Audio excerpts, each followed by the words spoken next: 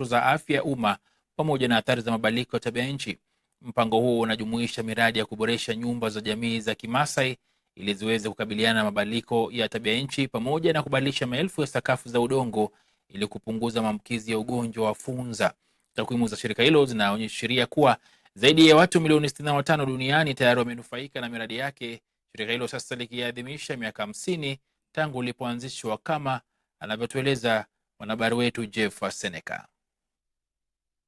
Kwa wengi nyumba ni mahali pa kuishi, lakini shirika la Habitat for Humanity Kenya, nyumba bora ni mwanzo wa afya njema, utu na maendeleo ya jamii. Kupitia kampeni mpya ya tufunge mlango, shirika hilo linasema linapanua wigo wa huduma zake kwa kuunganisha makazi bora na afya ya jamii, usawa wa kijinsia na ustahimilivu dhidi ya mabadiliko ya tabia nchi. Miongoni mwa miradi iliyozinduliwa ni Women Building Resilient Manyatas, unaowasaidia wanawake wa Kimasai kujenga nyumba zao za kitamaduni maarufu kama manyata zinazostahimili athari za tabia nchi, pamoja na mpango wa miaka 5 wa kuboresha zaidi ya sekta 10,000 za udongo ili kupunguza maambukizi ya ugonjwa wa funza katika maeneo yaliyoathirika. Today's launch highlights 2 powerful examples of that approach.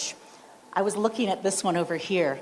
Let's open the door to women building resilient manyatas. We've heard a lot about this initiative, this approach this morning.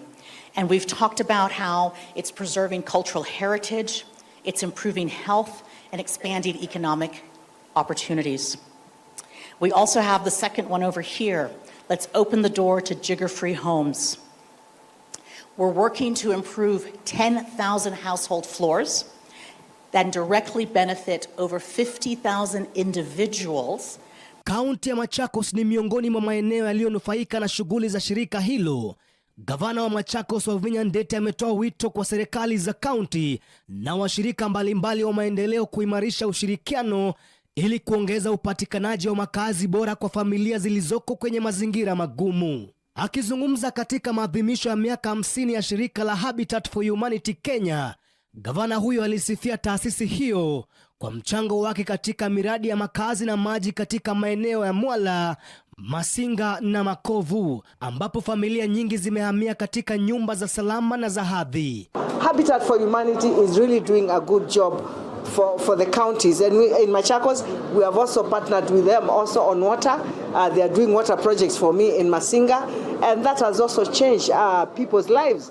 In Masinga, I've got what they've done for me, water kiosks, which is more than 16 kilometers, which means homes around the 16 kilometers now get free, fresh and clean water, and that has also brought down diseases in Machakos County. Wanufaika kutoka maeneo mbalimbali nchini pia wamesema miradi hiyo imebadilisha maisha yao kwa kuwapa makazi salama na mazingira bora ya kuishi. Nikuwa na Lenjina Mwelu, tulikuwa tu tunawasana mawazo, tukiona Mbuya iko karibu tunawasana mawazo tukisema na leo tutaenda wapi, na Mbuya ndio hii. Tukiwa kwa hiyo mawazo tunaona Habitat sijui ni Mungu tu.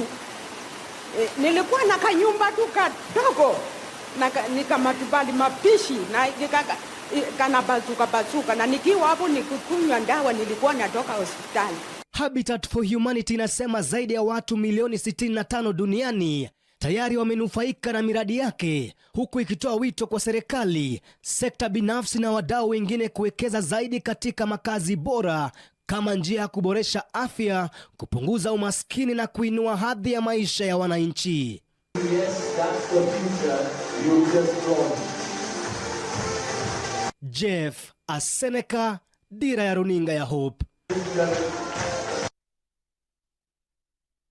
Kiongozi wa wazee wa